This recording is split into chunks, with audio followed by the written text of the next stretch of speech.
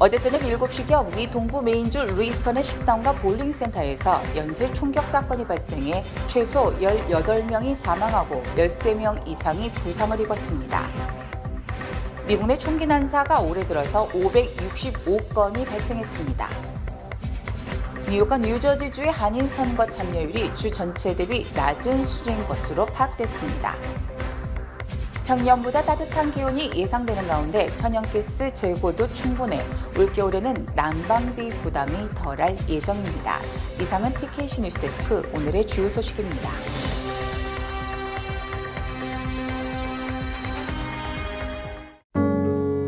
아름다운 제품에서부터 아름다운 사회를 만들기까지 키스는 뉴욕에서 시작하여 현재는 전 세계 12,000명의 직원들과 함께 끊임없이 도전하는 기업입니다.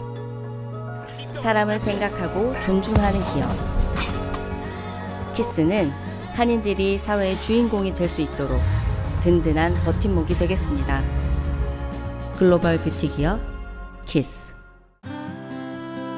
당신을 위해 더 든든해졌습니다. 당신을 위해 더 넓어졌습니다. 당신의 가능성을 위해, 당신의 비즈니스를 위해 20년 한결같이 사람이 중심이 되는 은행. 20년의 든든함으로 더 큰 가능성을 만들어갑니다. Discover your possibilities. PCB Bank. 더 든든한 힘으로 더 전문적인 금융 서비스로 비즈니스의 가능성을 찾습니다. PCB뱅크 제공입니다. 시청자 여러분 안녕하십니까? 10월 26일 목요일 TKC 뉴스데스크 첫 소식입니다. 어제 저녁 7시경 미 동부 메인주 루이스턴의 식당과 볼링센터에서 연쇄 총격 사건이 발생해 최소 18명이 사망하고 13명 이상이 부상을 입었습니다.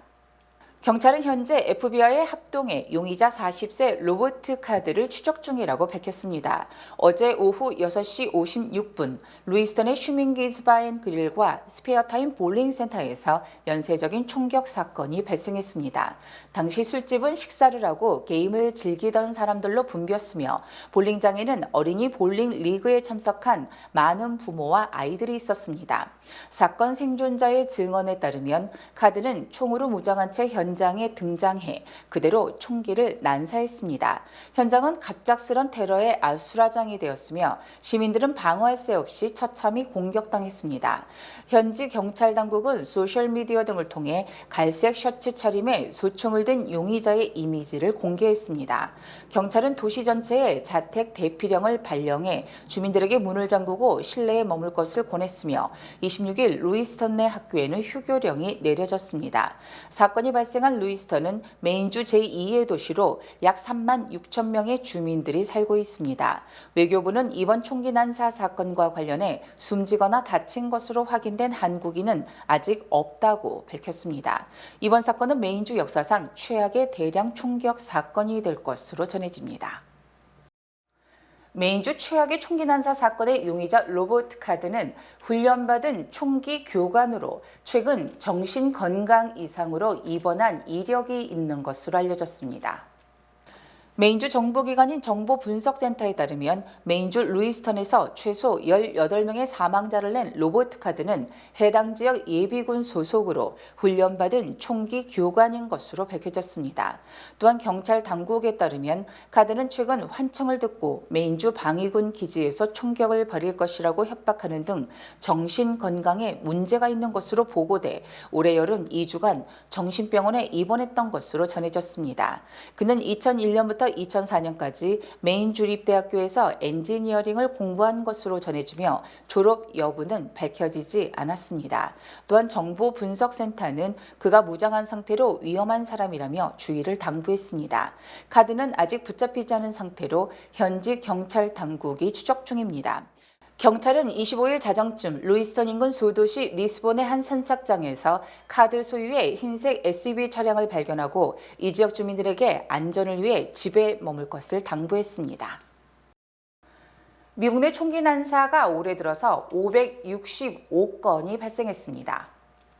총기 폭력 기록 보관소에 따르면 25일 메인주에서 일어난 것까지 포함해서 전국적으로 총기 난사 사건은 모두 565건에 달합니다.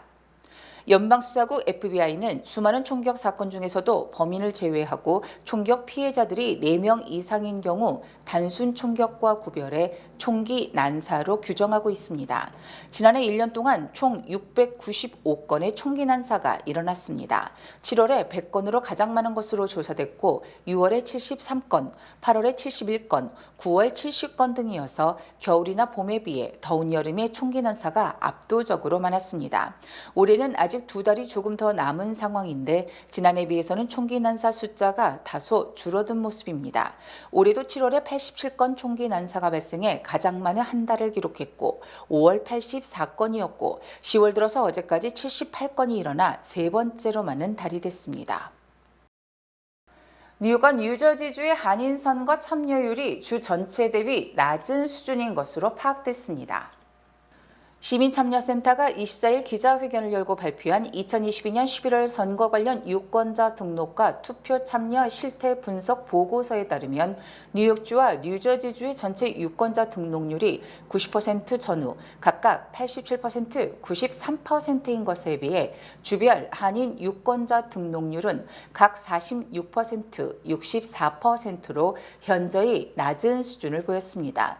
투표율 역시 전체 투표율이 뉴욕주 49%, 뉴저지주 45%인 것과 비교했을 때 낮은 수준인 30% 전후 수준에 그쳤습니다.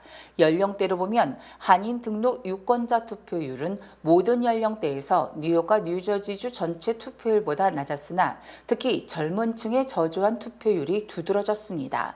20대 한인 투표율은 뉴욕주 21%와 뉴저지주 14%였으며 30대는 뉴욕주 28%와 뉴저지주 20%에 불과했습니다. 한인 투표율이 가장 높은 연령대는 뉴욕, 뉴저지 모두 70대로 각각 39%, 44%였습니다. KACE는 이에 대해 젊은 세대의 투표율 제고를 위한 노력이 필요하다고 설명했습니다. 한편 분석 자료에 따르면 뉴욕주 한인 유권자 중 민주당이 54%, 공화당 14%, 무당층 30%로 집계돼 민주당 성향이 강한 것으로 분석됐습니다. 뉴저지주의 경우 한인 유권자의 40%가 민주당, 14%가 공화당, 45%가 무당층으로 집계돼 무당층이 우세한 것으로 파악됐습니다. 11월 본선거가 10여일 앞으로 다가온 가운데 한인들의 정치력 신장을 위해서는 젊은 한인 유권자들의 참여 확대를 위해 모든 단체의 협력이 필요하다는 것이 연구팀의 설명입니다. 평년보다 따뜻한 기온이 예상되는 가운데 천연가스 재고도 충분해 올겨울에는 난방비 부담이 덜할 예정입니다. 25일 월스트리트 저널은 에너지 정보청의 전망을 인용해 올겨울 천연가스 난방 비용을 평균 $601로 예측했습니다. 작년 겨울 $764보다 21% 감소한 것입니다. 평년보다 따뜻한 기온이 예상되는 가운데 천연가스 재고도 충분했습니다. 에너지 정보청에 따르면 현재 천연가스 재고는 최근 5년 평균보다 5.1% 많았습니다. 국립해양대기청은 최근 4년 만에 처음으로 엘니뇨 영향을 받아 북부와 서부 지역 기온이 평균보다 따뜻할 것이라고 내다봤습니다. 전력발전 원료가 대부분 천연가스인 만큼 전기, 난방 역시 영향을 받겠지만 체감은 크지 않을 것으로 보입니다. EIA는 작년과 비슷한 수준인 $1,060를 예측했습니다. 수요일 오후 뉴욕 전역 대학교에서는 친팔레스타인, 친이스라엘계 학생 시위가 펼쳐진 가운데 그중 쿠퍼 유니온 대학교에서 발생한 시위에서 유대인 학생들이 시위대를 피해 도서관에 숨는 일이 발생했습니다. 어제 오후 뉴욕시 전역대학교에서 중동전쟁과 관련해 첨예하게 대립하는 학생들의 시위가 벌어졌으며 특히 쿠퍼 유니온 대학교에서는 친팔레스타인 시위대 학생들이 보안을 뚫고 건물로 들어와 유대인 학생들이 도서관으로 몸을 피하고 바리케이드를 치는 일이 발생했습니다. 어제 오후 1시경 팔레스타인 국가와 팻말을 든 친팔레스타인 시위대는 쿠퍼 유니온 대학교 내부로 입장했습니다. 그들은 가자지구 일부 민간인에 대한 이스라엘의 공격을 규탄하기 위해 대학 총장 로라 스파크의 사무실로 향하고 있었습니다. 그들은 저지하려는 보안 요원을 제치고 유대인 학생들이 모여있던 도서관으로 향했습니다. 당시 도서관에 있던 11명의 유대인 학생들은 이들이 다가오자 두려움에 도서관 문을 봉쇄하고 911에 전화를 걸거나 가족에게 연락을 취했습니다. 수십 명의 시위자들은 도서관 앞에 도착해 도서관 내부가 보이는 통창 유리를 두드리며 큰 소리로 자유 팔레스타인 노래를 불렀습니다. 익명을 요구한 한 유대인 학생은 그들이 문을 두드리기 시작했을 때 자신은 두려움에 울고 있었다며 만약 문이 잠겨 있지 않았다면 무슨 일이 일어났을지 모르겠다고 말했습니다. 10분 뒤 시위대는 도서관을 떠났고 그로부터 10분 정도 뒤 학생들은 도서관을 나올 수 있었습니다. 뉴욕시경 순찰대장 존 첼은 오늘 오전 공공안전 발표에서 쿠퍼 유니온에서 시위대의 직접적인 위협이나 공격은 없었으며 당시 보안 요원들이 있었고 부상자나 기물 파손은 없었다고 말했습니다. 앞서 이스라엘과 하마스의 대립이 고조되고 있는 가운데 아담스 시장은 오늘 오전 발표에서 지난 19일 동안 전쟁과 관련한 110번의 시위가 열렸다고 말했습니다. 전미 자동차 노조가 파업 6주 만에 포드와의 임금 협상에 잠정 합의했습니다. 노조와 포드 측은 밤샘 협상 끝에 25일 계약 기간 4년 동안 임금을 25% 인상하는 합의안을 도출했습니다. 파업 후 첫 해인 내년에는 임금을 11% 올리기로 했습니다. 생산 라인 노동자의 최고 시급은 32달러에서 40달러로 인상됩니다. 신규 노동자가 최고 시급을 받기까지 걸리는 시간은 8년에서 3년으로 단축됩니다. 최저 임금을 받는 계약직 근로자 임금도 150% 인상하기로 했습니다. 짐 팔리 포드 최고 경영자는 성명을 통해 전미 자동차 노조와 새로운 노동 계약에 잠정적으로 합의하게 된 것을 기쁘게 생각한다고 밝혔습니다. 합의안은 오는 29일 노조 지도부의 승인을 거쳐야 효력을 발휘합니다. 미국에서 매년 11월 22일을 김치의 날로 공식 기념하게 될 것으로 전망됩니다. 미주한인 이민사 박물관에 따르면 연방하원 감독위원회는 김치의 날 결의안 HR 280을 오는 12월 본회의에 올려 채택하기로 했습니다. 감독위원회는 연방정부의 다양한 업무를 조사 감독함과 동시에 공휴일과 기념일에 대한 안건도 관장합니다. 김치의 날 기념 결의안은 표결 없이 한인공화당 소속 영킴 의원이 본회의에서 내용을 발표하는 형식으로 채택됩니다. 김치의 날을 연방 차원에서 공식 기념일로 지정하자는 결의안은 지난해 처음 발의됐지만 회기 만료로 폐기된 바 있습니다. 영김 의원이 발표할 이 결의안에는 김치가 유산균과 비타민 등 각종 영양소를 풍부하게 제공하는 한국의 전통 식품이고 최근 미 전역에서 다양한 소비자들에게 사랑받고 있다는 내용이 담겼습니다. 앞서 캘리포니아주와 버지니아, 뉴욕 등 일부 주가 김치의 날을 기념일로 선포했지만 연방정부 공식 기념일로 지정하도록 의회가 결의하는 것은 이번이 처음입니다. 조 바이든 대통령이 이스라엘 가자 전쟁이 끝난 뒤 팔레스타인 독립국가를 창설해야 한다고 강조해 이스라엘 팔레스타인 갈등의 두 개 국가 해결 방안을 지지했습니다. 바이든 대통령은 25일 백악관에서 앤서니 앨버니지 호주 총리와 정상회담을 연 뒤 진행을 한 공동 기자회견에서 이스라엘과 하마스의 공존 필요성에 대해 주장했습니다. 바이든 대통령은 이 위기가 끝나면 다음 단계에 대한 비전이 있어야 한다며 그것은 두 국가 해법이라고 말했습니다. 이는 이스라엘과 팔레스타인, 지역 내 파트너 등 모든 당사자가 평화로 향하는 길로 가기 위해 집중적인 노력을 해야 한다는 뜻이라고 밝혔습니다. 두 국가 해법은 이스라엘과 팔레스타인 간의 분쟁을 종결하기 위해 팔레스타인을 독립국가로 인정해 이스라엘과 공존하도록 하는 방안을 뜻합니다. 바이든 대통령은 이스라엘과 팔레스타인은 동등하게 안전하게 존엄과 평화 속에서 나란히 살 자격이 있다고 강조했습니다. 삼성전자의 갤럭시 Z 폴립 5와 LG전자의 시그니처 올레드 M 등이 시사주간지 타임이 뽑은 2023년 최고의 발명품에 선정됐습니다. 타임은 24일 발표한 2023년 최고의 발명품 보고서에서 가정용 제품과 소비자 가전 부분에 삼성전자의 미세 플라스틱 저감 필터와 갤럭시 Z 플립 5를 포함했습니다. 타임은 미세 플라스틱 저감 필터는 해양 환경 오염의 주범으로 꼽히는 미세 플라스틱 발생량을 줄여주는 혁신적인 제품이라고 소개했습니다. 타임은 또 갤럭시 Z 플립 5를 모던 플립폰으로 소개하며 더 커진 커버 스크린 플렉스 윈도우에 주목했습니다. LG전자의 세계 최초 무선 OLED TV인 LG 시그니처 OLED M도 가전제품 최고의 발명품으로 선정됐습니다. 타임이 선정한 올해 최고 발명품 200개 가운데 유일한 TV 제품입니다. 타임은 다른 TV들과는 달리 전원 외 입출력을 위한 어떠한 연결선도 없다고 설명했습니다. 롯데 웰푸드가 11월 11일을 앞두고 해외 시장에서 빼빼로 브랜드 인지도를 높이기 위한 글로벌 캠페인을 벌인다고 밝혔습니다. 롯데 웰푸드는 맨하탄 타임스퀘어와 로스앤젤레스 한인타운에 빼빼로 브랜드 디지털 5개 광고를 선보입니다. 미국 시장에서 빼빼로를 성공적으로 안착시키기 위해 공격적인 마케팅에 나서는 것입니다. 이번 광고는 빼빼로 브랜드의 공식 글로벌 앰베서더 뉴젠스와 롯데 웰푸드의 대표 캐릭터인 빼빼로 프렌즈가 등장하는 영상으로 전 세계의 빼빼로 데이를 알리고자 기획했습니다. 빼빼로 글로벌 캠페인의 주요 메시지는 빼빼로로 말해요입니다. 10마디 말보다 마음을 나눌 수 있는 빼빼로를 건네며 따뜻한 공감의 메시지를 전하자는 내용이라고 회사 측은 설명했습니다.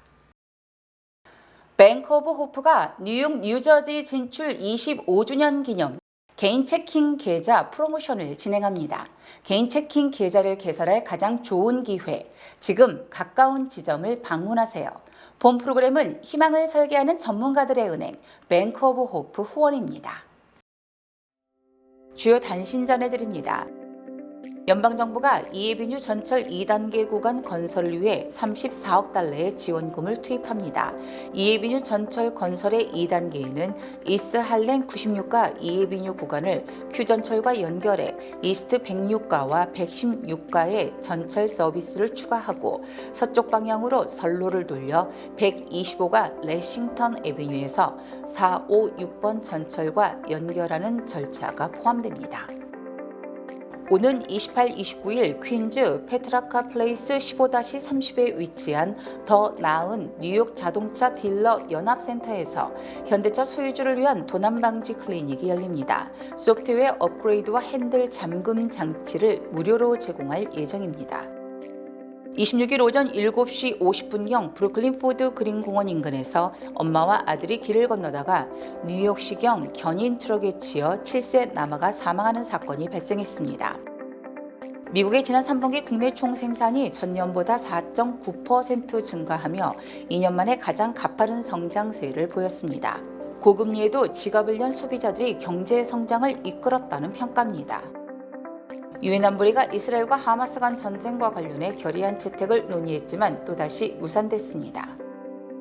연방노동부는 지난주 신규 실업수당 청구 건수가 21만 건으로 집계됐다고 오늘 발표했습니다. 전주보다 만 건 늘어났지만 여전히 기록적으로 낮은 수준입니다. 박진 외교부 장관이 26일 화상으로 주재한 아시아 태평양과 미주 지역 공관장 회의에서 2030 부산 세계 박람회 유치를 위해 엑스포 개최지 투표일까지 막중한 책임감과 사명감을 가지고 필사적으로 교섭해달라고 당부했습니다. 아서 앵고론 뉴욕 맨하탄 지방법원 판사는 25일 도널드 트럼프 전 대통령이 이날 또다시 법원 비방을 금지한 공표 금지령을 위반했다면서 벌금 $10,000를 부과했습니다.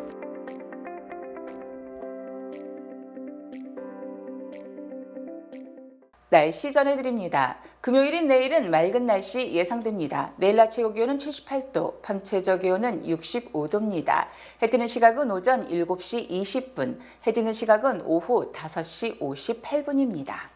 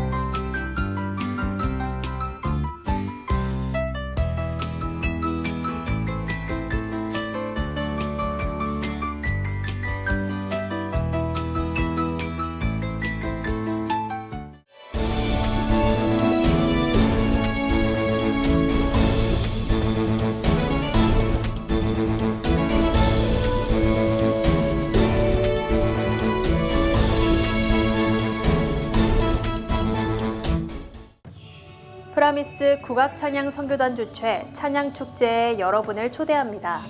주의 길을 가리라라는 주제로 열리는 이번 찬양축제는 10월 29일 일요일 오후 5시 프라미스 교회 예루살렘 성전에서 열립니다. 이번 축제는 국악찬양 선교단이 활발한 선교 활동을 펼치도록 후원하기 위해 마련됐습니다. 여러분들의 적극적인 참여와 후원을 부탁드립니다. 국악찬양 선교단